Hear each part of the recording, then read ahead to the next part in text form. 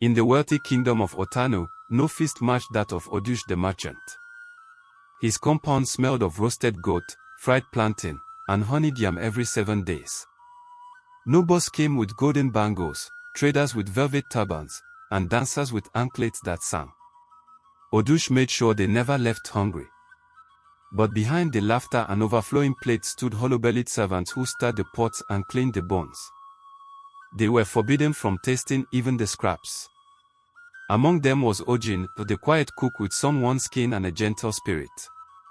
He stirred pots from sunrise to moonrise, inhaling aromas that never touched his tongue. Each evening, after everyone had eaten, Ojin cleared the hall in silence. That night, as he gathered the last tray, a glistening piece of roasted yam slipped off the plate and rolled near his feet. He stared. His stomach groaned. He glanced around, no one in sight. One bite, he told himself. Just one. Hands trembling, he picked it up and nibbled. The smoky sweetness filled his mouth. But before he could even chew, his throat tightened. His breath caught. His voice vanished. He coughed, no sound. He screamed, nothing came. He clutched his throat, wide-eyed in terror. Then, footsteps. Odush appeared at the doorway, silk robe swaying. He saw Ojin frozen, yam in hand, crumbs on his lips. The merchant narrowed his eyes, then broke into laughter. A thief without a voice, he roared. Even the gods mock you. He turned and walked away, still chuckling, his laughter echoing down the corridor. But Ojin stood still, eyes brimming. Not just from pain, but from something older, deeper. Something that had been waiting. And in the far corners of the kitchen, the fire flickered in silence. That night, Odush prepared his grandest feast yet. Drummers pounded rhythms that made the lanterns sway. Dancers spun in circles of firelight. Plates towered with grilled fish, spicy pepper soup, fried snails, puff-puff glazed with honey, and steaming jollof rice. The scent alone could make the sky bow.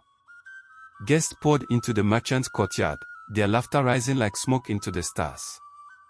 But Ojin stood at the edge of it all, his voice still stolen, his heart heavy. He moved like a ghost between the tables, refilling drinks and clearing bones with no sound to offer. No one noticed the deep sadness in his eyes, or the flicker of warning in the flames. Then the feast began.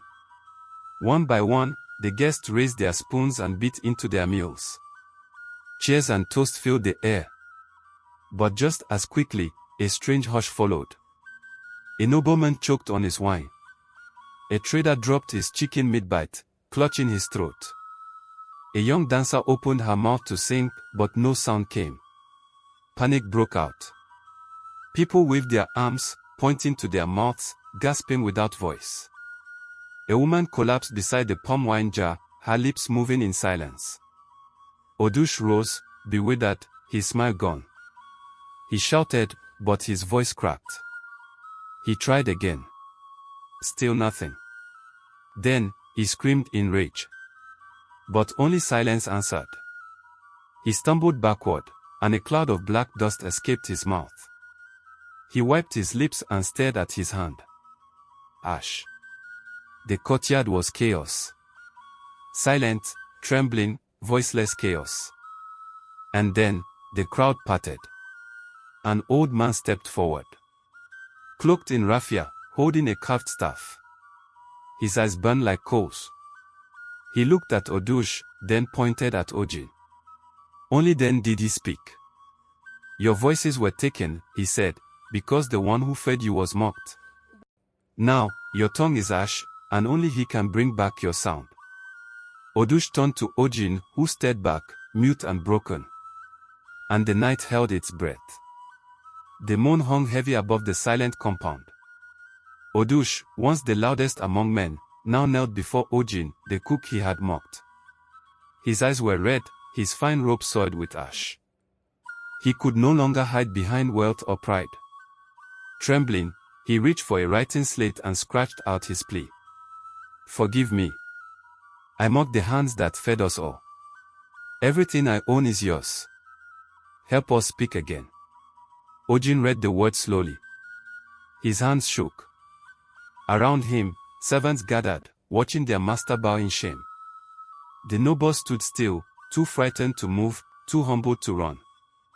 The old man in raffia remained, leaning on his staff, eyes sharp. Ojin looked down at Odush, then closed his eyes.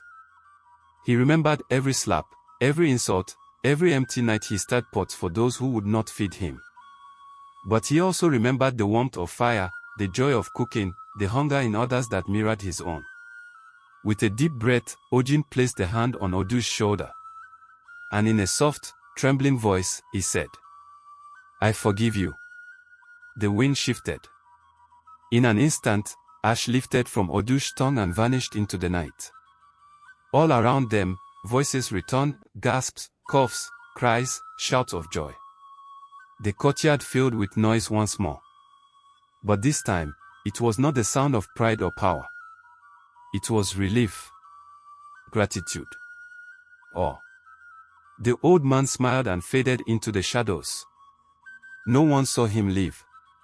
From that day on, Odush made Ojin steward of his house and opened his feast to the poor, the hungry, and the forgotten. Servants ate first, and no one ever left hungry. And Ojin, he cooked with love, but also with memory. Because he knew now what they all had learned. The silence of the hungry is louder than 1,000 drums.